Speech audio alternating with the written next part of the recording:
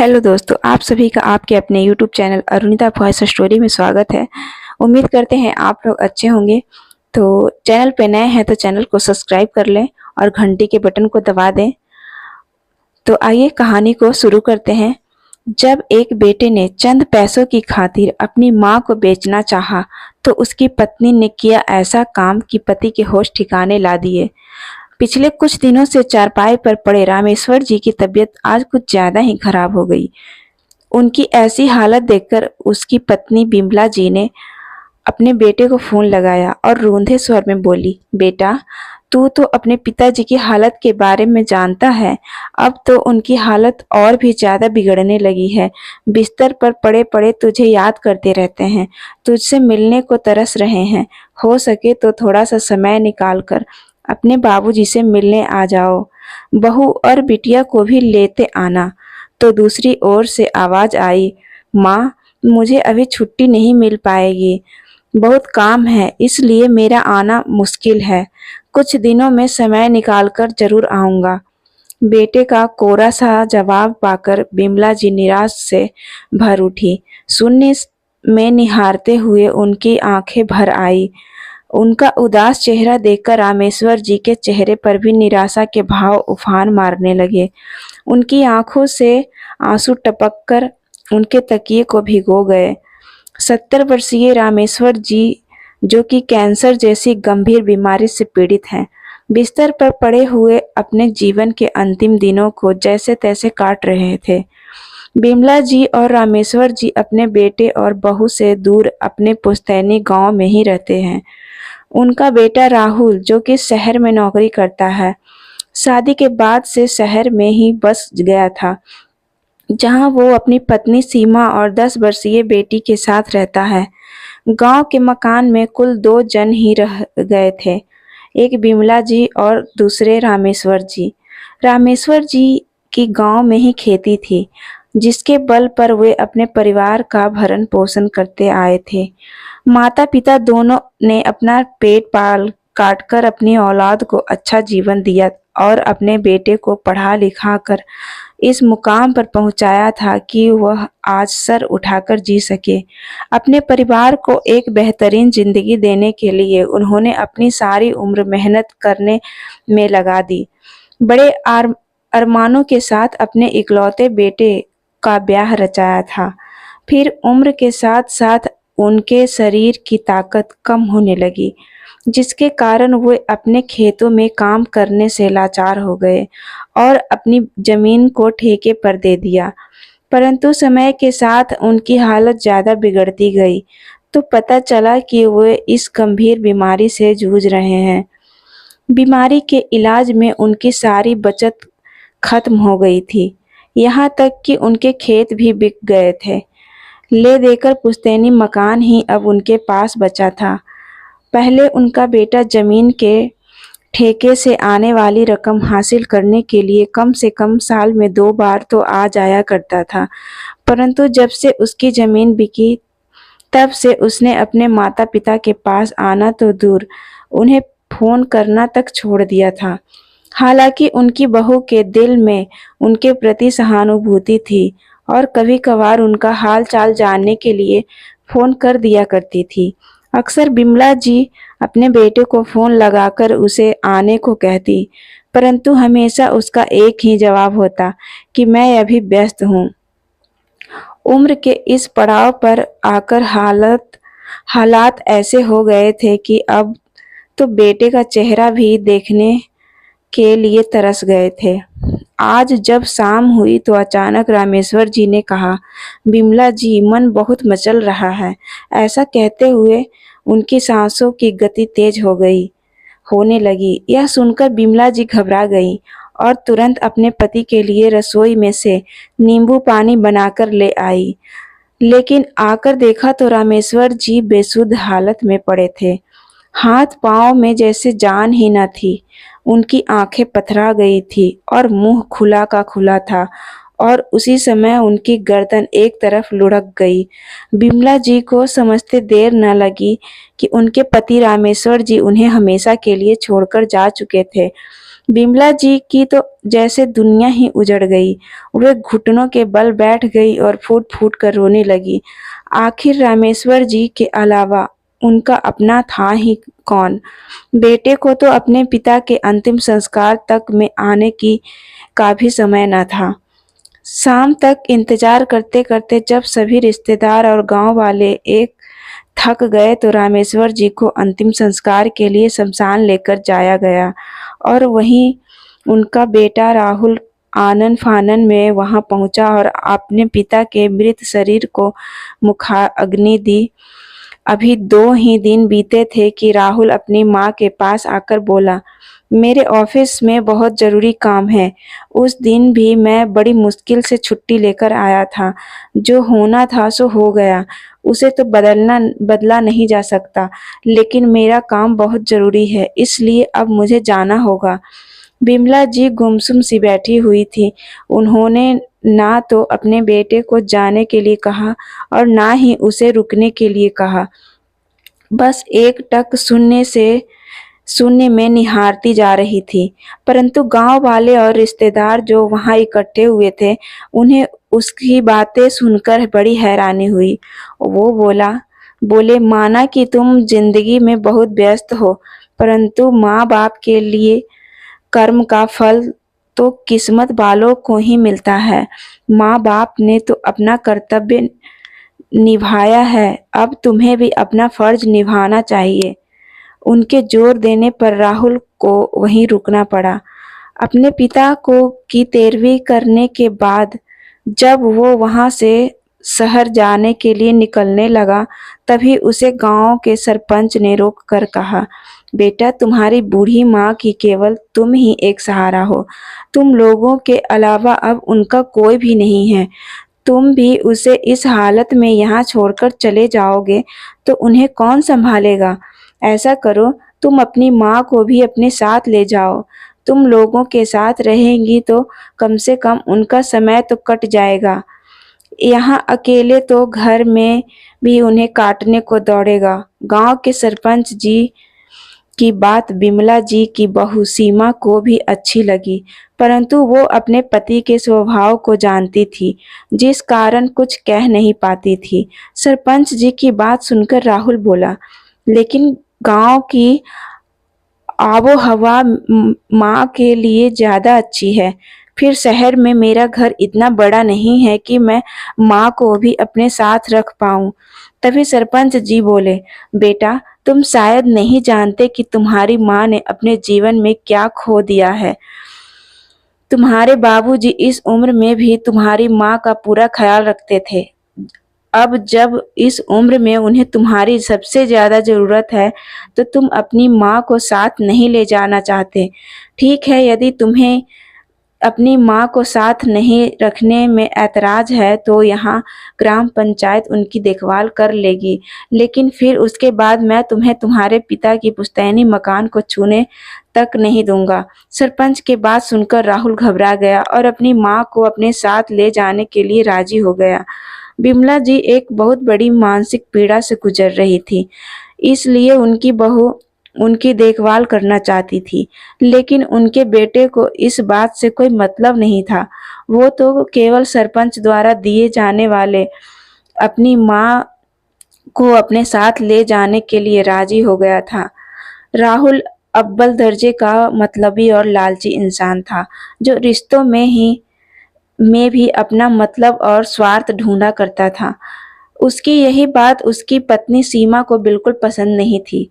गांव वालों द्वारा जोर दिए जाने पर वह जैसे तैसे अपनी माँ को अपने घर तो ले आया, लेकिन कुछ ही दिनों में उसकी माँ उसकी आंखों में कांटे की तरह खटकने लगी थी, जबकि उसकी पत्नी उसके बिल्कुल विपरीत थी। वो एक दयालु हृदय की स्त्री थी, जो अपनी सासू माँ के दुख को भली भांति समझती थी, क्योंकि वह खुद भी एक औरत थी। वो जानती थी कि यदि किसी औरत का सहारा, उसका सुहाग उजड़ जाए तो उस पर क्या बीतेगी, और वो भी ऐसी हालात में जब वो इंसान उसका इकलौता सहारा हो। परंतु वो अच्छी तरह से जानती थी कि उसका पति कितना लालची व्यक्ति है और पैसों के लिए किस हद तक जा सकता है। इसलिए वह चुप रहने पर मजबूर थी, परंतु अपनी सासू माँ का पूरा ख्याल रखती थी। बिमला जी को बेटे के पास आए हुए पूरा 1 महीना हो चुका था और जब राहुल ने पूरे महीने के खर्चे का हिसाब लगाया तो उसके होश उड़ गए। बिजली के बिल को लेकर चिल्लाता हुआ आया और बोला, सीमा, आखिर तुम पूरा दिन क्या करती हो? घर में अगर एक एसी लगवाया है तो क्या सारा दिन उसकी हवा ही खाती रहती हो? जो इतना बिल आया है और राशन पर भी इतना खर्च होने लगा है, पूरे 2000 ज्यादा खर्च हुए हैं इस बार। तभी सीमा बोली, इतनी जोर जोर से क्यों चिल्ला रहे हो? अरे माँ जी गांव से आई हैं, तो ऐसे में अगर 2000 खर्च बढ़ भी गया है तो कौन सा चाँद आसमान टूट पड़ा? इतनी कंजूसी अच्छी बात तो नहीं। और फिर इससे 1000 तो गांव आने जाने के किराए में खर्च हुए थे। सुनिए जी, वो आपकी माँ है और अब वो हमारे साथ हैं, तो हमें उनकी ज़रूरत का ध्यान रखना चाहिए। और आप हैं कि अपने थोड़े से खर्चे पर चिल्लाने लगे। चिल्लाओ नहीं तो और क्या करूं? पैसे कोई पेड़ में तो नहीं लगते। दिन भर मेहनत करता हूं तब जाकर कुछ पैसे हाथ में आते हैं और तुम लोग हो कि सारे पैसे उड़ाने में लगे हुए हो। राहुल के चिल्लाने की आवाज कमरे से बाहर तक आ रही थी और बिमला जी ये सारी बातें सुन रही थी। उनकी मानसिक स्थिति तो पहले से ही डमाडोल हो चुकी थी और ऊपर से उनके बेटे की ऐसी बातें उनके स्वास्थ्य पर और भी बुरा असर करती जा रही थी।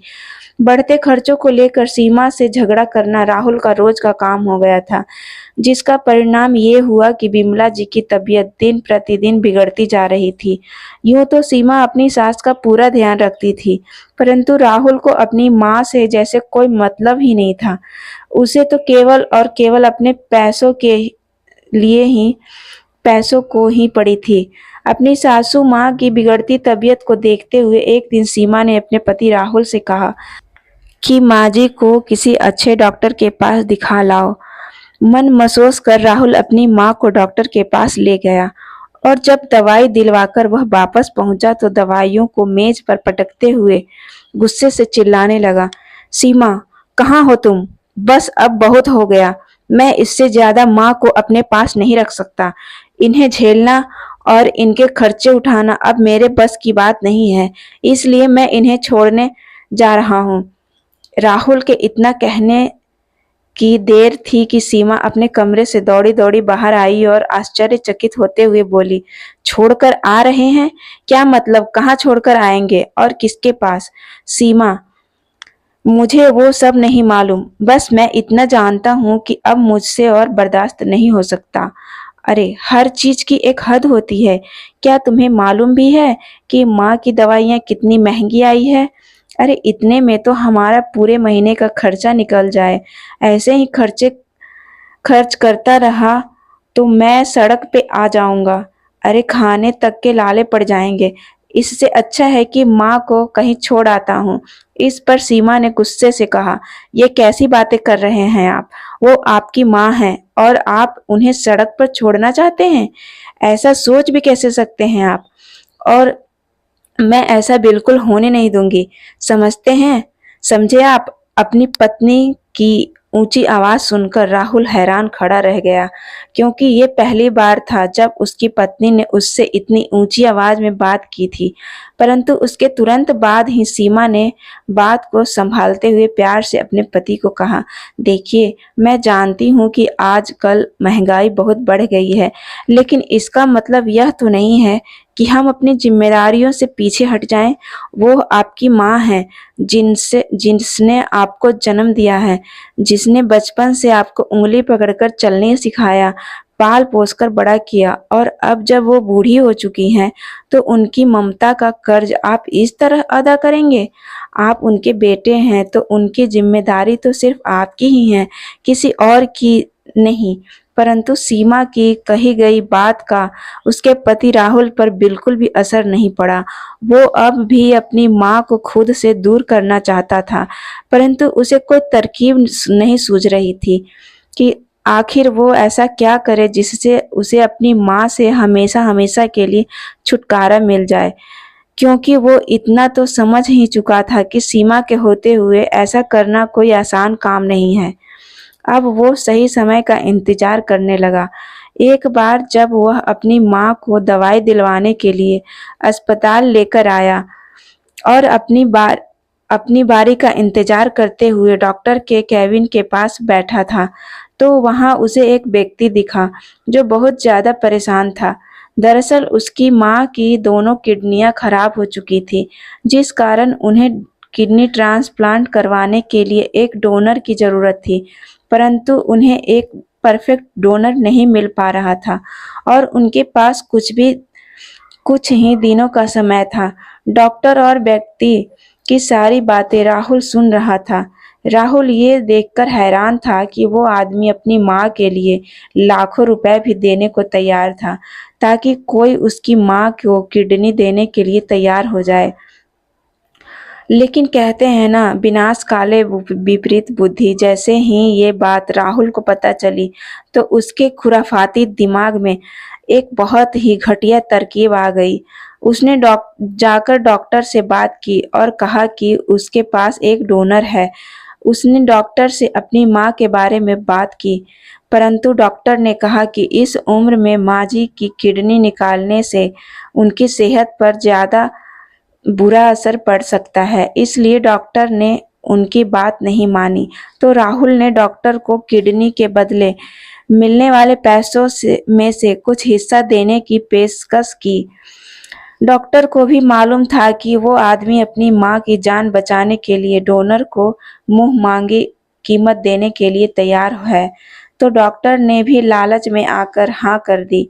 उधर बिमला जी अपनी बीमारी के कारण पहले से ही बेसुध रहती थी, इसलिए राहुल अपनी माँ को डॉक्टर की निगरानी में अस्पताल में ही छोड़कर चला गया, ताकि किडनी ट्रांसप्लांट के से पहले जो भी चेकअप वो करना चाहते हैं आसानी से कर लें। क्योंकि डॉक्टर ने भी कहा था कि हम ऐसे ही किसी की किडनी निकालकर किसी दूसरे ट्रांसप्लांट नहीं कर सकते, उसके लिए बहुत से चेकअप करने होते हैं और वह सारी रिपोर्ट देख ली जाएगी, तभी पता चलेगा कि वह सही डोनर है भी या नहीं। इसलिए राहुल अपनी माँ को वहीं अस्पताल में छोड़कर चला गया। जैसे ही वह घर पहुंचा तो सीमा उससे माँ जी के बारे में पूछने लगी, परंतु सीमा ने देखा कि उसका पति राहुल उससे नजरें चुरा रहा था। काफी देर तक वह चुप रहा, परंतु जब सीमा ने कई बार पूछा तो उसने कहा कि जब मैं माँ को दवाई दिलवा रहा था तो माँ अचानक सड़क की दूसरी ओर चली गई। जब मैं उसके पीछे जाने लगा तो सड़क पर गाड़ियां आ गई और ना जाने माँ जी कहाँ चली गई। सीमा को यह सुनकर बहुत अजीब लगा। वह बोली, कमाल है, आपकी उपस्थिति में माँ जी अचानक कहीं चली गई और आप यहाँ आराम से बैठे हुए हैं। तो राहुल बोला, तो मैं क्या करता? तुम्हें भी मालूम है कि 24 घंटे से पहले कोई भी पुलिस वाला कोई कार्रवाई नहीं करता। ऐसे में मैं क्या करता? मैंने उन्हें काफी ढूंढा, पर वह नहीं मिली। अब तुम ही बताओ मैं क्या करूं? सीमा को अपनी सासू माँ की चिंता होने लगी। वो उस समय चुप हो गई, परंतु ये बात तो मानने को तैयार ही नहीं थी कि माँ जी अपने आप कहीं चली गई। इसलिए कुछ देर उसने इंतजार किया। जब बिमला जी लौट कर नहीं आई तो सीमा खुद ही अपनी सासू माँ को ढूंढने के लिए निकल पड़ी, परंतु ढूंढते ढूंढते रात हो गई और बिमला जी का कोई अता पता नहीं चला। जब अब सीमा 24 घंटे बीतने का इंतजार करने लगी, लेकिन जैसे ही अगली सुबह हुई, सीमा यह देखकर हैरान थी कि राहुल जल्दी जल्दी उठकर नहा धोकर तैयार हो गया और घर से जल्दीबाजी में निकल गया। राहुल ने अस्पताल में जाकर डॉक्टर से बातचीत की और जब उसे डॉक्टर ने बताया कि बिमला जी उस व्यक्ति की माँ के लिए एक परफेक्ट डोनर हैं, तो राहुल तो जैसे बलियों उछलने लगा। उसे ऐसा लगा जैसे उसकी तो लॉटरी लग गई हो। उसकी आंखों में ढेर सारे पैसों की तस्वीर नाचने लगी। वह विदेश घूमने के सपने देखने लगा।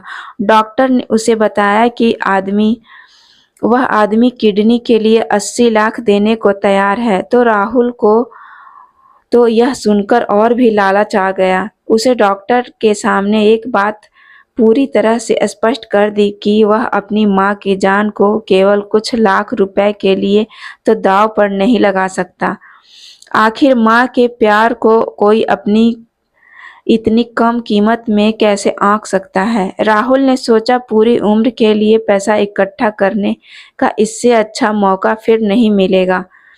इसलिए उसने लालच के बस में आकर अपनी माँ के किडनी के लिए पूरे 1 करोड़ की मांग की और मन में सोचने लगा कि बस मुझे 1 करोड़ मिल जाए, फिर ये लोग चाहे माँ की किडनी निकाले या आंखें, मुझे कोई फर्क नहीं पड़ता। उस अमीर व्यक्ति ने 1 करोड़ देने के लिए भी हाँ कर दी, लेकिन सीमा आराम से बैठने वाली नहीं थी। उसके शक की सुई लगातार उसके पति राहुल की तरफ ही जा रही थी, क्योंकि राहुल सुबह-सुबह इतनी जल्दीबाजी में निकला था। वह जानती थी कि ये कोई सामान्य घटना नहीं है, इसके पीछे जरूर कोई ना कोई राज है। अपने पति के जाने के तुरंत बाद ही वह अपनी सास की फोटो लेकर पुलिस स्टेशन में चली गई और उन्हें वहां जाकर सारी बात बता दी। परंतु कांस्टेबल ने कहा कि 24 घंटे से पहले कुछ नहीं किया जा सकता। लेकिन जैसे ही सीमा ने इंस्पेक्टर को सारी बात बताई तो उस समय इंस्पेक्टर ने नोटिस किया कि इस हिसाब से तो 24 घंटे हो चुके हैं। फिर एफआरआई दर्ज एफआईआर दर्ज करने के बाद वो पुलिस को लेकर अस्पताल के लिए निकली, जहां उसकी सासू माँ यानी बिमला जी का इलाज चल रहा था। उधर राहुल तो पैसों के लालच में अंधा हो चुका था। उसके मन में केवल यही विचार चल रहा था कि एक बार ढेर सारा पैसा मिल जाए तो यहाँ से कहीं दूर चला जाऊंगा और सीमा को भी कोई ना कोई झूठ बोल दूंगा।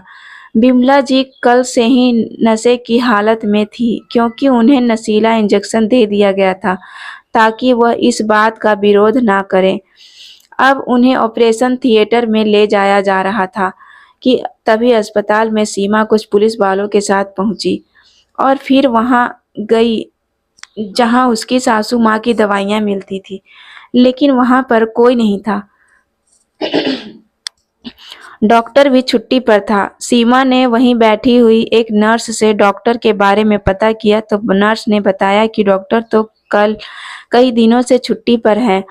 फिर सीमा ने अपनी सास का फोटो दिखाकर नर्स से उसके बारे में पूछा तो नर्स बोली, जी हाँ, ये औरत तो कल यहाँ दवाई लेने के लिए आई थी। उसके साथ एक आदमी भी था। वो कुछ देर यहाँ रुके थे, परंतु वो आदमी फिर दूसरे डॉक्टर से मिलने के लिए चला गया था।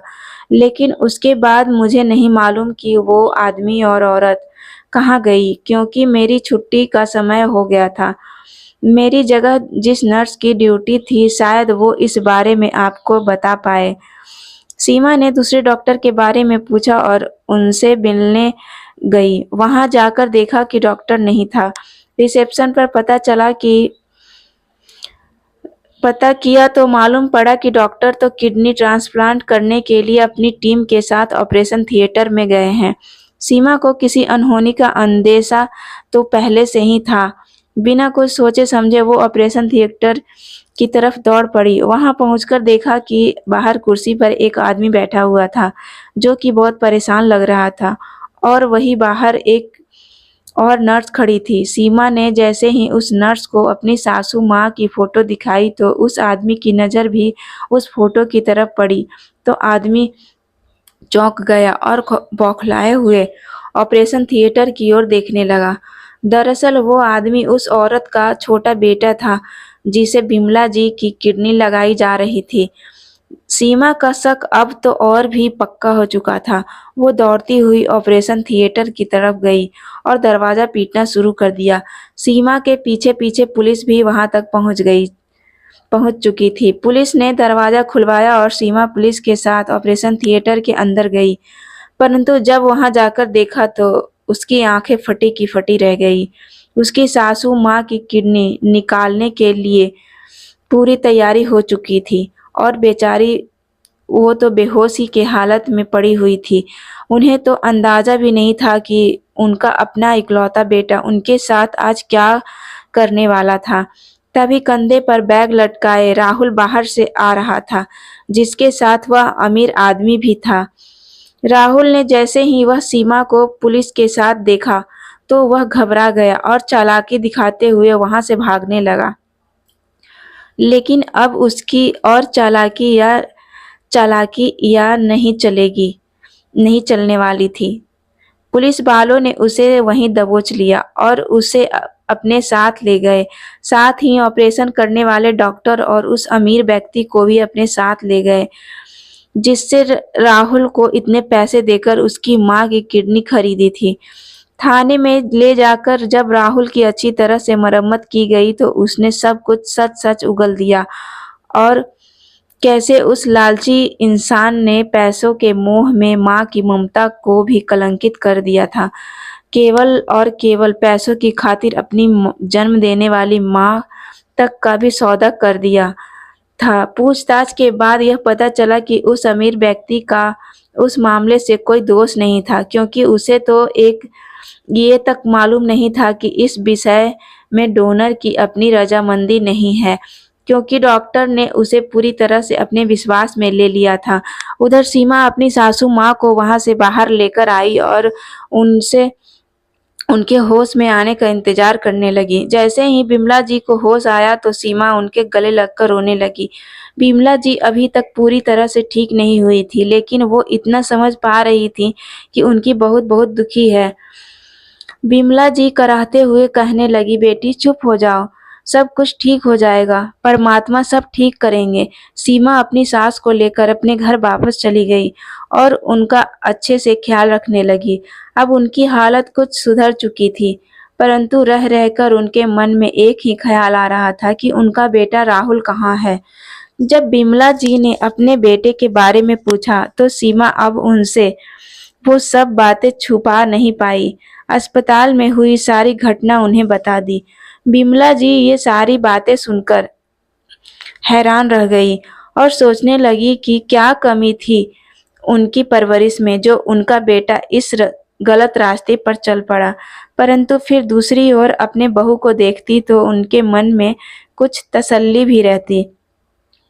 अपनी इस घिनौनी हरकत के कारण राहुल को 3 साल की कैद की सजा मिली और वही डॉक्टर को जुर्माने के साथ-साथ सस्पेंड भी कर दिया गया। समय बीतने के साथ-साथ शांत और सुखद माहौल मिलने के कारण बिमला जी का स्वास्थ्य भी अब अच्छा होने लगा था। वो धीरे-धीरे ठीक होने लगी थी। उधर सीमा ने घर में रहते हुए ही ऑनलाइन जॉब करनी शुरू कर दी ताकि घर का खर्चा निकाल सके, क्योंकि वह अपनी सास को इस हालत में छोड़कर नहीं जाना चाहती थी। देखते ही देखते अब बिमला जी बिल्कुल ठीक हो गई थी। 3 साल बाद बीतने के बाद जब राहुल घर वापस आया तो वो पहले जैसा राहुल नहीं था। उसमें बहुत सारे बदलाव आ चुके थे। उसके चेहरे पर शर्मिंदगी के भाव थे और दिल में अपनी माँ और पत्नी के प्रति इज्जत। राहुल के मन में अब पैसा पाने का लालच खत्म हो चुका था। अब वो लोग सुख से रह रहे थे। पैसा कम से कम थे, लेकिन सुकून और शांति इतनी थी जितनी आज तक उस घर में कभी नहीं रही होगी। तो दोस्तों, उम्मीद करती हूँ आप लोगों को स्टोरी पसंद आई होगी। तो ज़्यादा से ज़्यादा चैनल को सब्सक्राइब करें, वीडियो को लाइक करें। तो मिलते हैं अगले स्टोरी में। तब तक के लिए नमस्कार। खुश रहिए, हंसते मुस्कुराते रहिए और अपना ख्याल रखिए। Bye bye.